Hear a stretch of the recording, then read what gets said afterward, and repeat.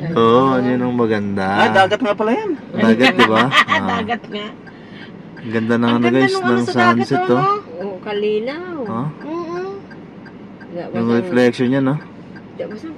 Kaso may ulap yung ano, natatakpan ng ulap yung araw, pero maganda pa rin. Kung mahilig kayo sa nature, ano guys. Yan, napakaganda na ano rito. Lalo na kung actual yung makita yung ano, yung sunset dito sa probinsya, dito sa Bicol, na napakaganda. Ano. Mas maganda to sa ano dun sa Apodma, no? Kasi kitang-kita mo talaga yung ano, yung araw, buong buo.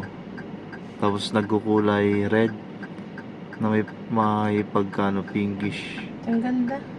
Ayan. Ano man yan, may nagigib. Dadaan. Okay, tara na.